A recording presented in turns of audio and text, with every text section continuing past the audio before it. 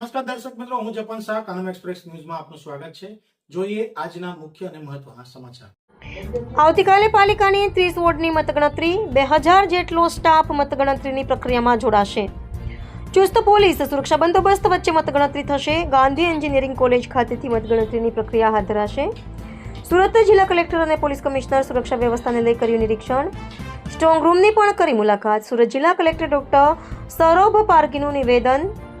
આવતીકાલે મતગણતરીને લઈને તમામ સ્ટાફ જોડે નિરીક્ષણ કરાયું છે. પ્રોપરલી કઈ રીતે મતગણતરી થાય તે માટેની સૂચના. ચૂંટણી સ્ટાફ વચ્ચે પ્રીપ ક્રોસિંગ ન થાય, ચૂંટણી આયોગની પાલન થાય તે માટેની અંગેની મિટિંગ લેવામાં આવી હતી. સુરક્ષા વ્યવસ્થા અને બંદોબસ્ત અંગે પણ નિરીક્ષણ કરાયું. મતગણતરીમાં 2000થી વધુ સ્ટાફ જોડાશે.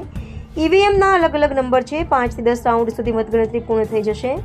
સ્ટ્રોંગ રૂમ બહાર સતત વિડીયોગ્રાફી દ્વારા મોનિટરિંગ. રિપોર્ટર સાગર સોલંકી. ગઈકાલે સુરત મહાનગરપાલિકા અને જિલ્લા પંચાયત તાલુકા પંચાયતની જે ચૂંટણી યોજાઈ હતી એની મતોની મતગણતરી આવતીકાલે સુરત મહાનગરપાલિકાની મતગણતરી SS Gandhi college engineering college ખાતે આવતીકાલે યોજનાર છે.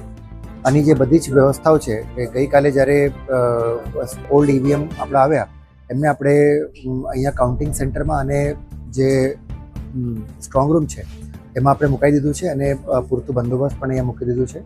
એની જે બીજી વ્યવસ્થાઓ છે, ગરમીને જોઈને જે પીવાના પાણીની વ્યવસ્થાઓ છે, એસી કુલર કે જ્યાં પંખાની વ્યવસ્થા કરવાની છે એ બધી વ્યવસ્થાઓ અને બાકી બીજી આનુષંગિક વ્યવસ્થાઓ જે છે સ્ટાફની તાલીમથી લઈને બધી વ્યવસ્થાઓ કરી લીધી છે.